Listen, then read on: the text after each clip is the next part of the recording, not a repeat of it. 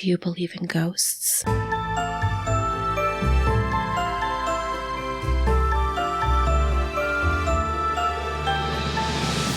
Welcome back to Paranormal Experience. I'm Melissa. I'm Mandi. And I'm Kelly. And today, Kelly's going to tell us all about the ghosts of the Alamo. We're going to start with a little bit of history because we just recently, February 23rd, was the anniversary of when the Mexicans attacked the Alamo in Texas. Originally built as the Mission San Antonio de Valero, the Alamo first served to Christianize and educate the resident Indians in the late 1700s.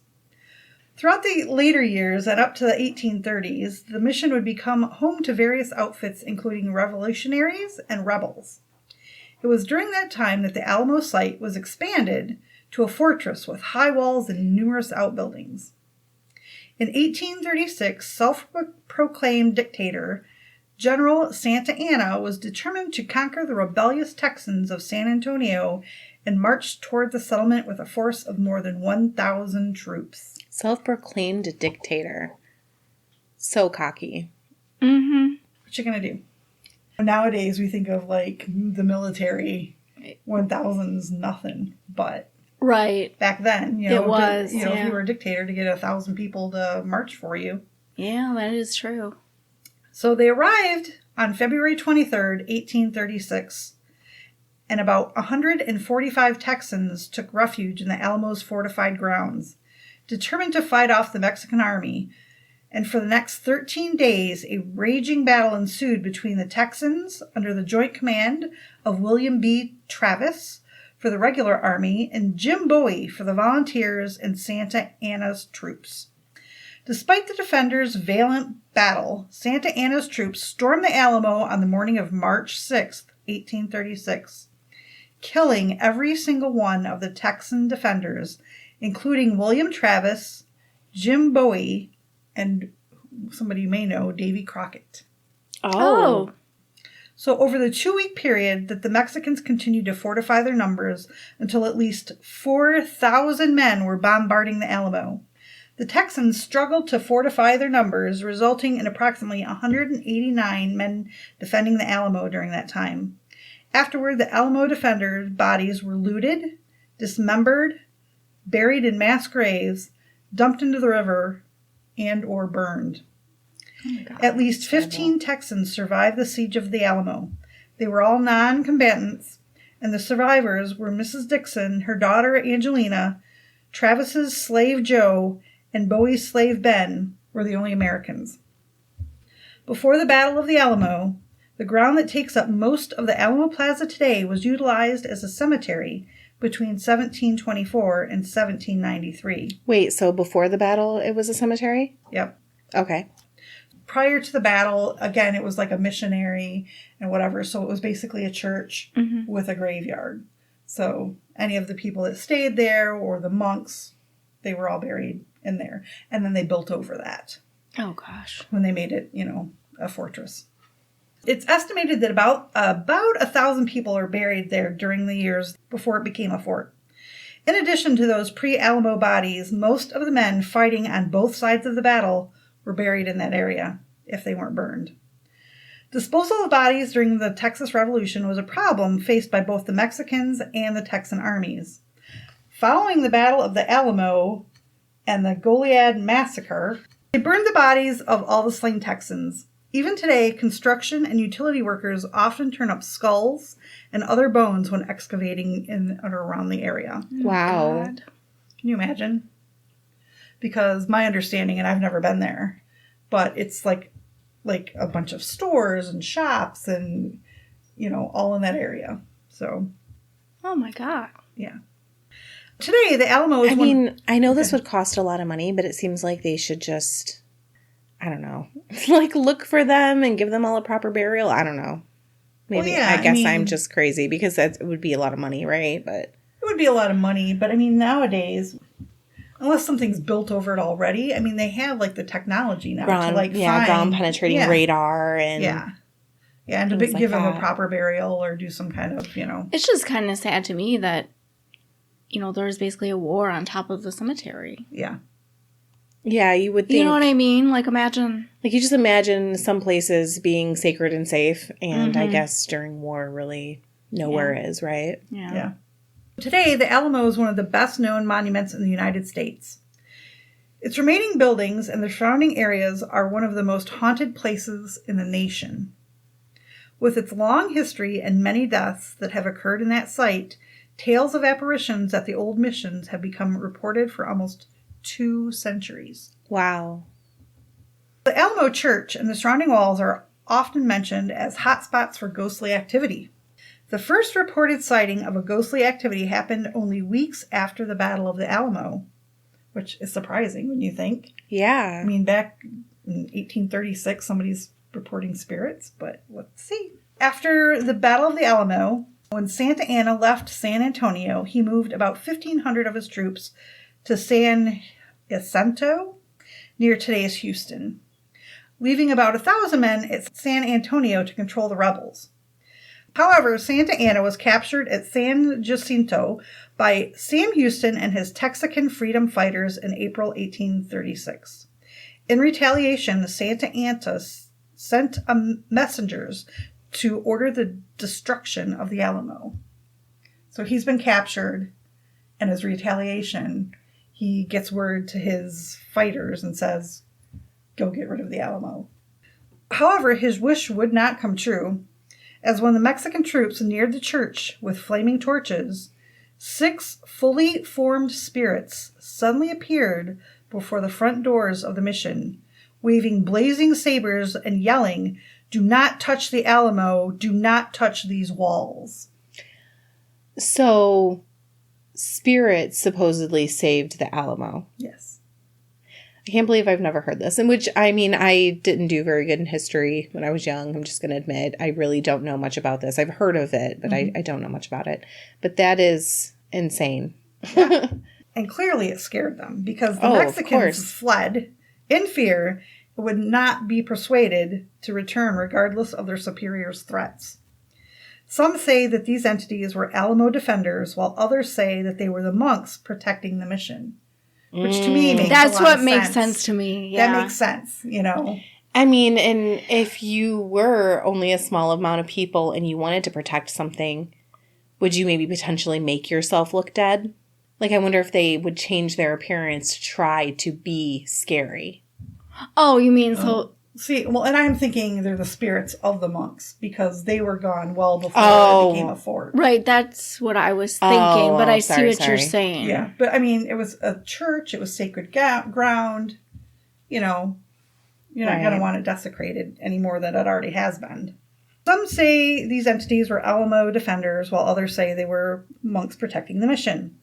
When Colonel Sanchez, who was tasked with leading this destruction of the mission, reported back to the new general, he recounted the tale of the 6 Diablos, or devils, coming out of the front doors. The general only scoffed, thinking the story was ludicrous, and like you, probably thought it was like somebody just trying to scare them off or whatever. Right. However, not one of the men on the first task force would return to the Alamo. Frustrated but undaunted, the general gathered another group of men and returned to the Alamo, determined to burn the long house barracks. So my understanding is what's left of the Alamo is the general fort that used to be the church, and then there's barracks where I'm assuming like the monks stayed and then like the soldiers stayed afterwards. So those are the 2 buildings that are left. Okay. However, again, the buildings were saved from destruction when a tall male spirit arose from the building's roof. Ooh. So now it's on the roof, right? That's scary. Yeah. Yeah, it is. The entity was said to have held 2 flaming balls of fire in its outstretched hands. Wow. At the sight of the abnormality, the soldiers fell to their knees and covered their eyes. Fleeing once again, the Mexicans refused to return, and for the next 10 years, the Alamo lay in ruins. Wow. I guess, you know, they couldn't convince a third group to go. That's so crazy. I mean, who's to say? Right, exactly. You know? I mean, that just tells me, though, that, like, they obviously wanted it so bad, but Yeah. somebody got scared enough to not go back there. Yeah. And you figure it's a group. It's not just like one or two. person. Yeah. And I Right, think right. that's what really gives it credibility, right? Is Yeah. that it's a group and they're coming back. They all have the same story. Mm-hmm. And then the other guys are like, nah. I'm almost picturing, like, I know those things sound scary, like the spirits and stuff, but maybe they're more like guardian angels, or, you know what I mean? And they're Protectors, just yeah. protectors, and they're looking scary to scare the people, right? But they're really just I mean, good. they're calling them devils, but really But they're what really they're doing good. is They're doing not- good. Yeah. Yeah. Yeah.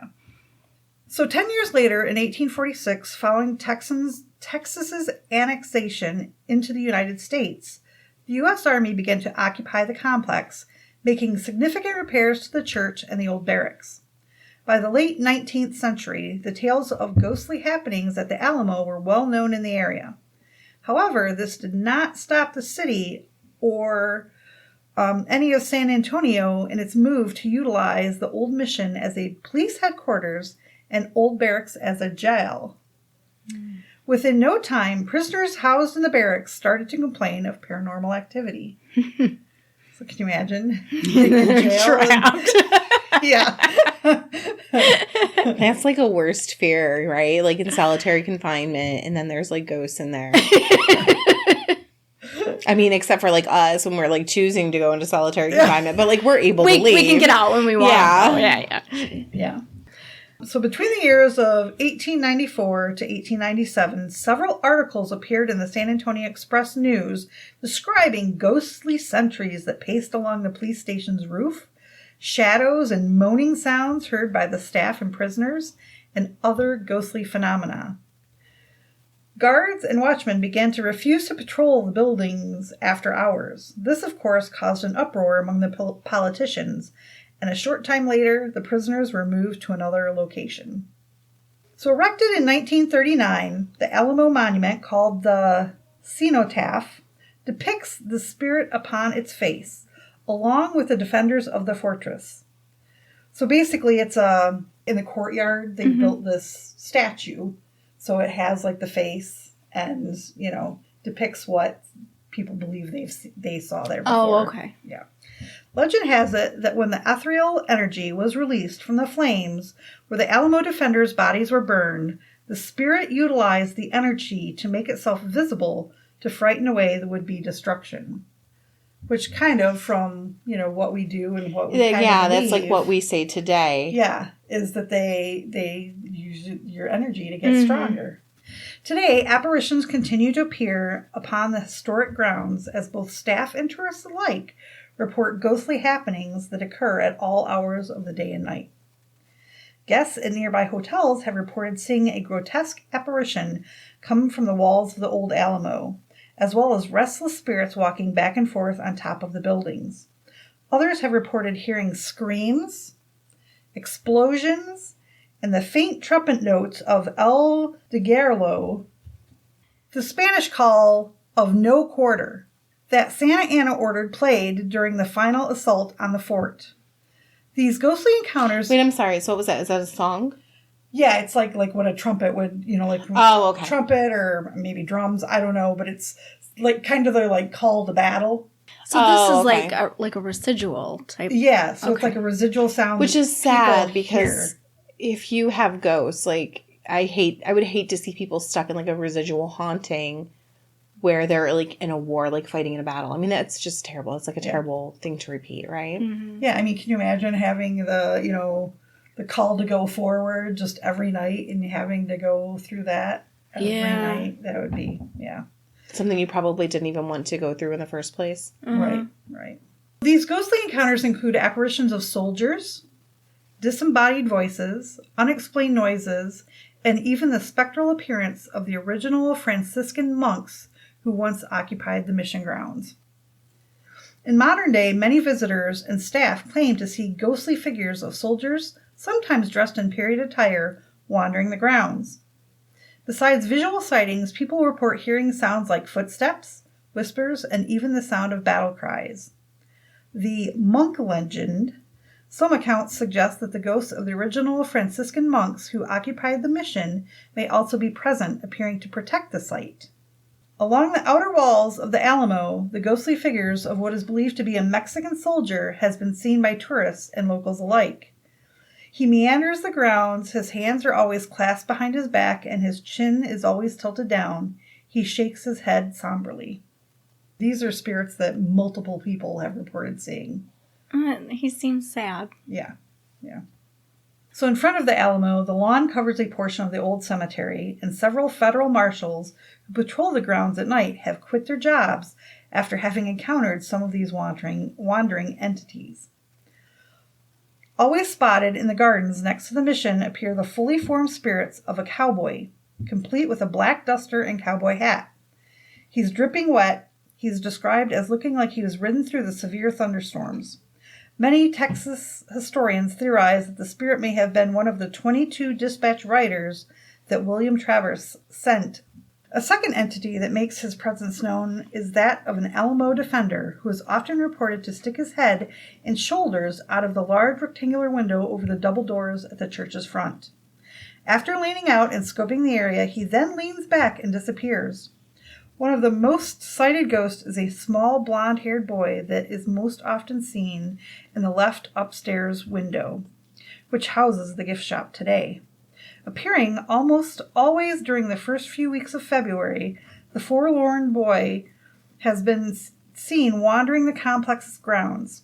Some believe that the boy was evacuated during the siege. The boy returns annually to look for his long-lost father who died in the battle. Aw. I know, how sad, right? Yeah. A woman is also reported to have been seen next to the water well on the other side of the church. Appearing only at night, reports allege that she materializes only as vaporous, torso-like spirit. No one knows who this restless apparition might have been.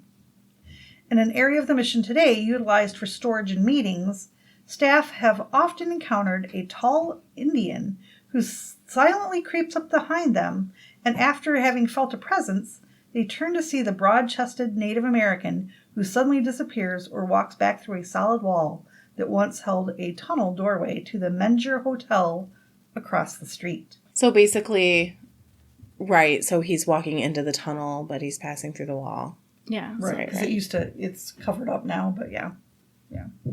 So due to these many sightings, staff often report being afraid to enter the basement. But, I guess... But nothing clearly seems he doesn't. bad. Yeah, he doesn't seem like he's there to hurt anybody. And clearly, if you notice him, he turns and goes the other way. So I don't know what you're afraid of.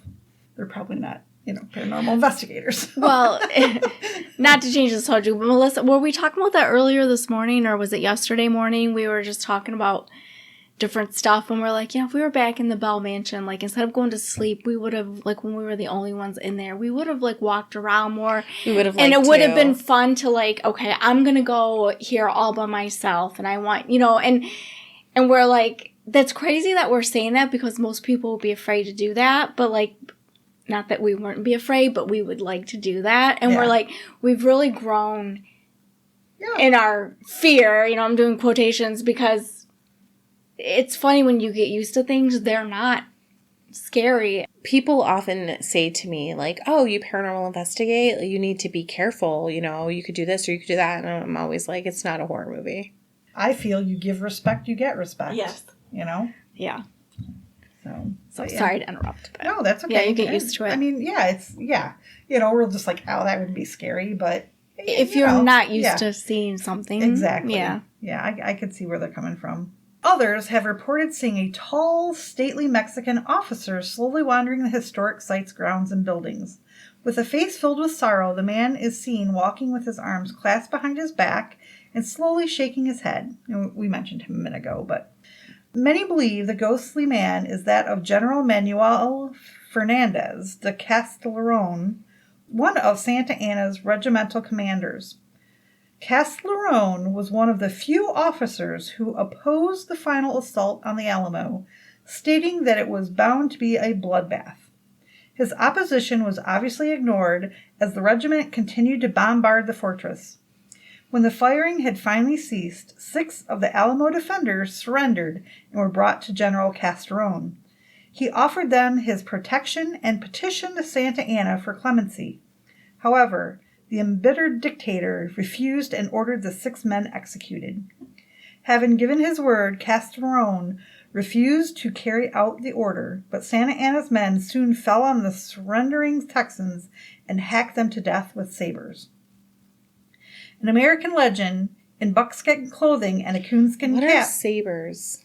They're like big swords. Hmm. They're like longer than a Because machete. I'm like playing this in my head as she's saying it, and I pictured lightsabers, and I'm like, wait, that's wrong.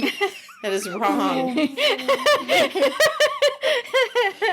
Yeah, they're like not as long as like the ones they use for fencing. I'm picturing they look more like kind of like a machete, but they're just longer, you know? Right, like long, like the wide ones with like the big belly. Okay. Yeah. Casserone didn't want to kill these people. Santa Anna did, and so he got rid of them. An American legend, in buckskin clothing and a coonskin cap, park rangers have often spotted the spirit of none other than the frontiersman and Alamo defender, Davy Crockett. That's funny. The transparent figure is described as standing at attention at various locations around the Alamo, holding a flintlock rifle. Is he wearing his coonskin cap? Yeah. So, that they see him with the coonskin cap, his buckskins, and a gun. What would I do if I saw Davy Crockett? Man, that would be amazing.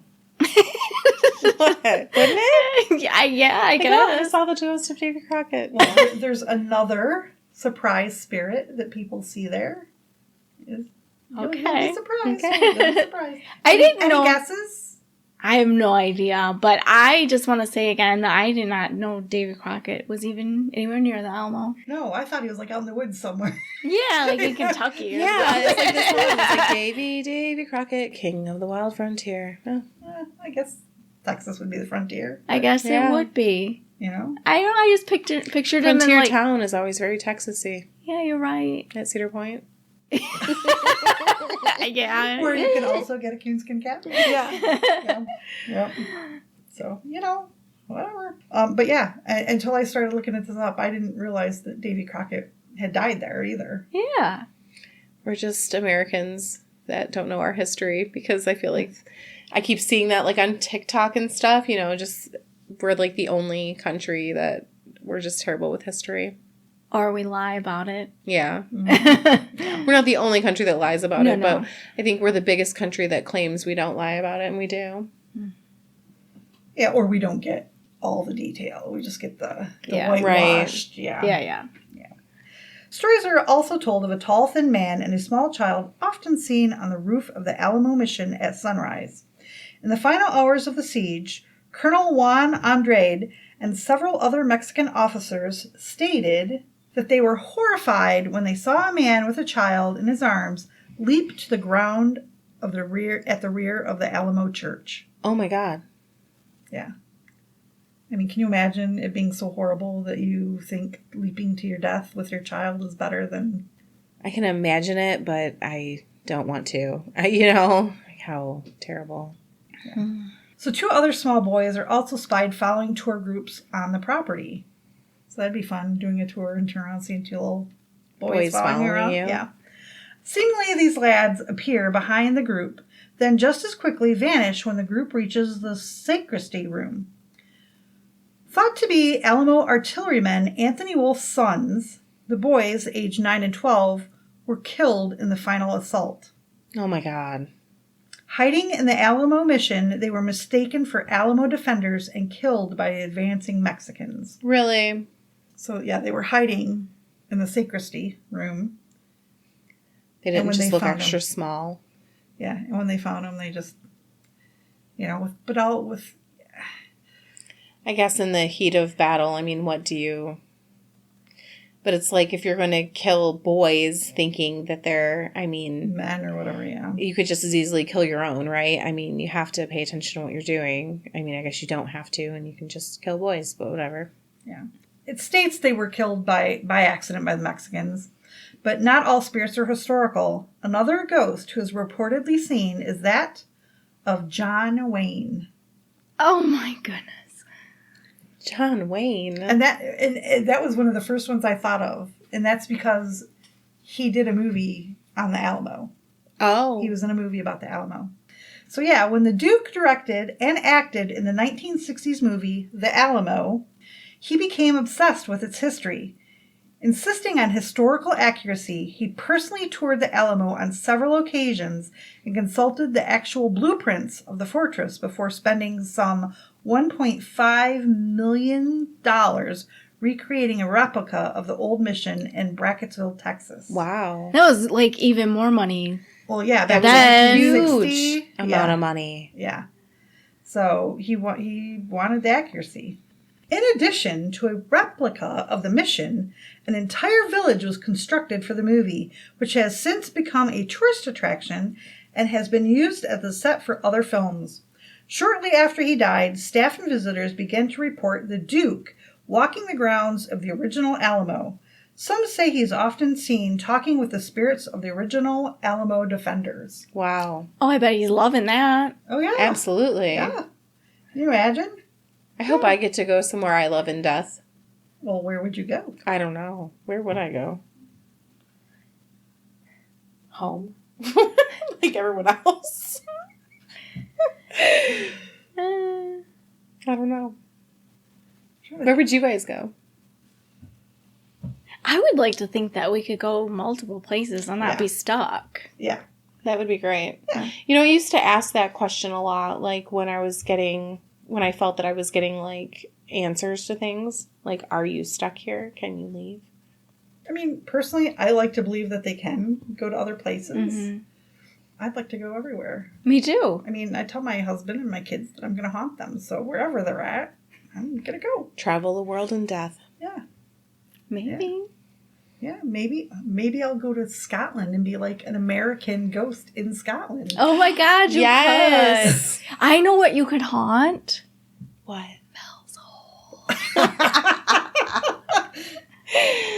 We can throw you in it.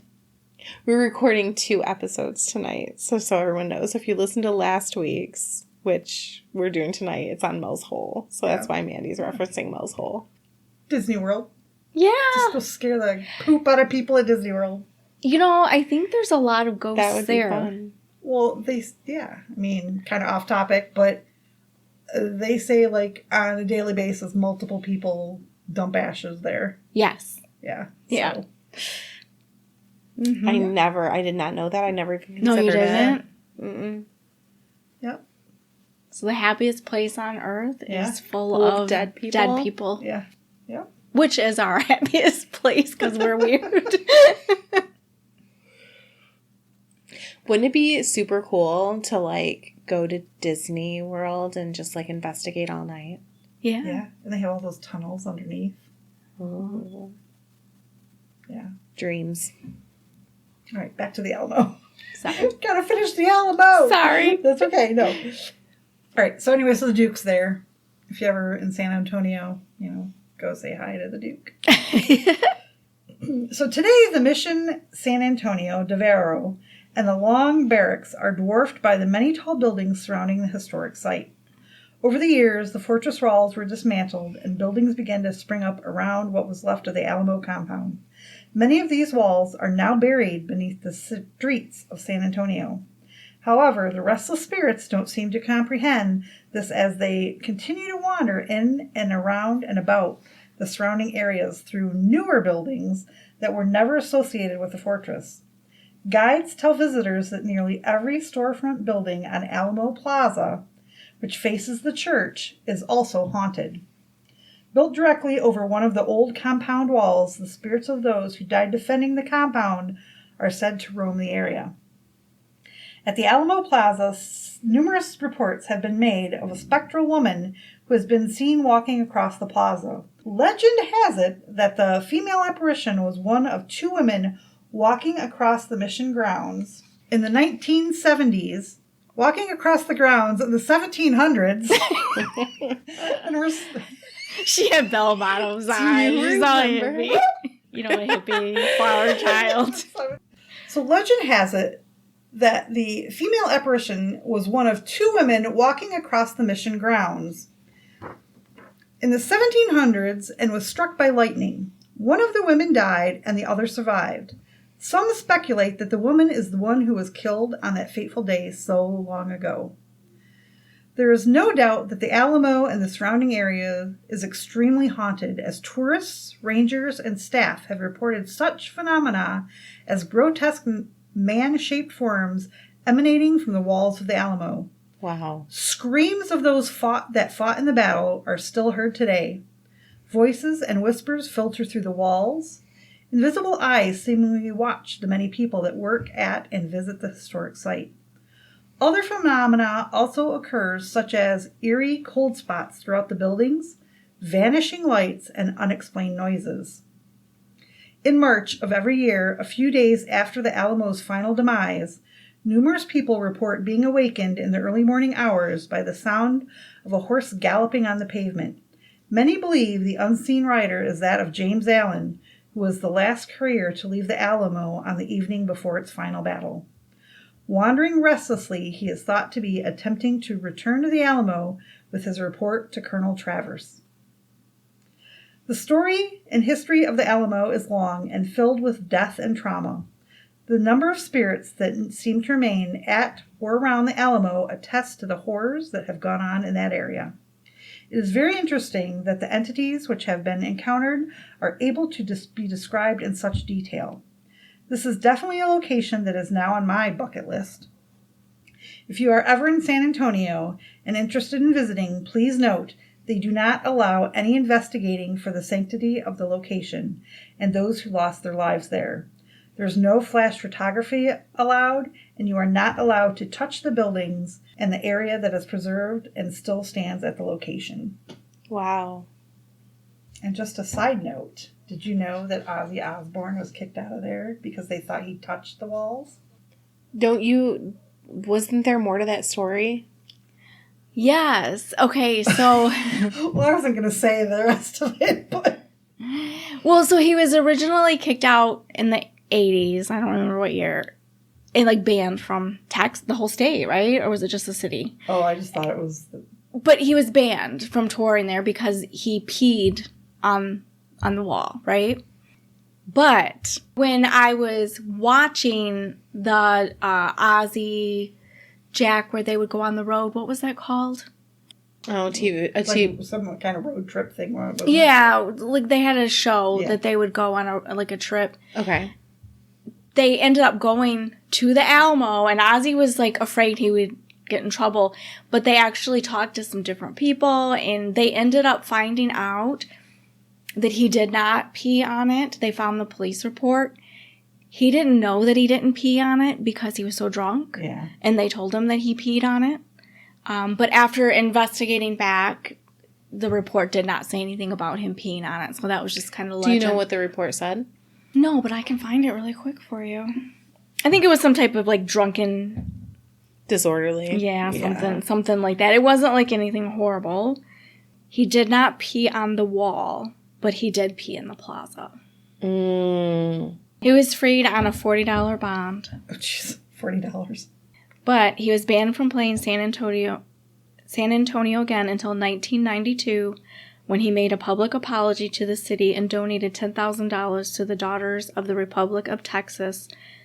Wow, that is a expensive apology, but I guess not for Ozzy, really. That's really not a lot of money Chump change Ozzy. for him. Yeah.